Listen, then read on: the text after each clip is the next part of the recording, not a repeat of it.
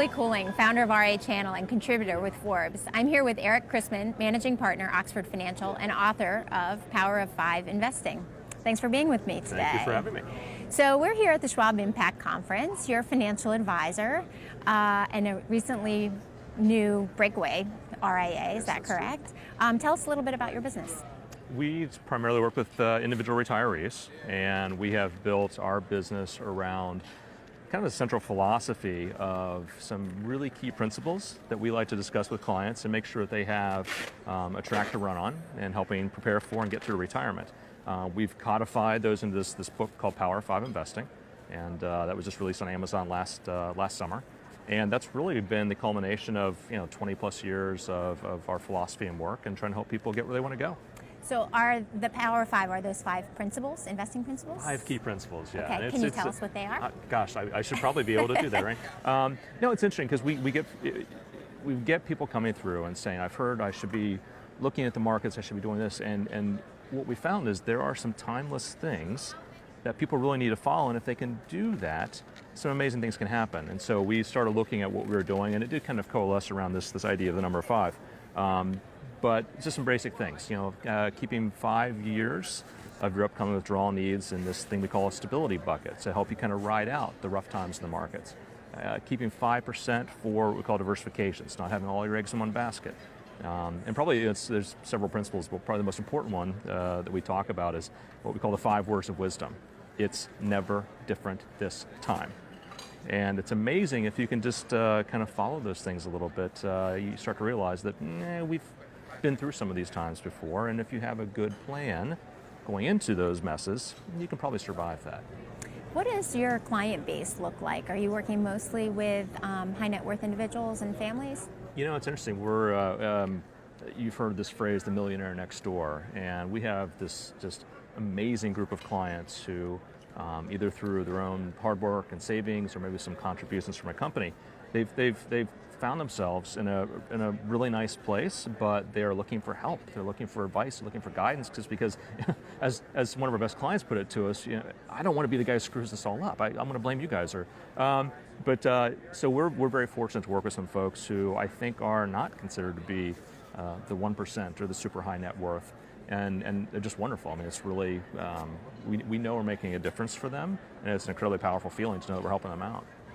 So as a breakaway broker, if I can say breakaway Sure. brokers, I don't know if that term is still even used anymore, but a newly formed RIA with a lot of experience in the financial industry, you chose Schwab. We did. And can you talk a little bit about why you chose Schwab and what was attractive to you?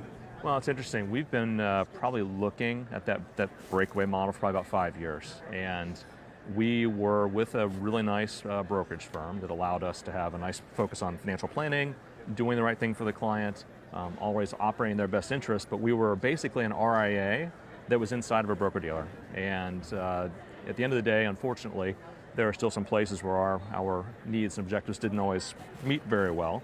I think we had a higher priority on taking care of the clients than maybe the broker-dealer did, and so it became time to make a change.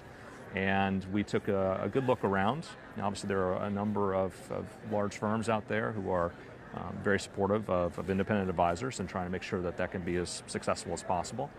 Schwab had quite a few things that were very appealing to us.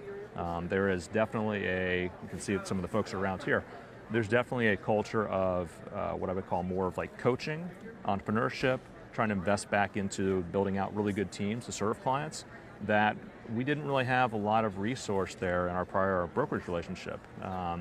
And those are things that are really important to us to have that eye towards the future. How do we grow? How do we build? How do we invest back into people? And that's been a really big priority for us, and Schwab's been accommodative of that, and we look forward to exploring that some more. Obviously, from a technology standpoint, Schwab is putting, I don't know how many millions upon millions of dollars into their technology platforms, and we have an initiative underway right now to take advantage of one of those platforms to allow us to better serve kind of the Gen X, the millennial group, because you have to deliver the advice a little bit differently. You have to do it by leveraging technology, and you've got to look at the costs of doing that.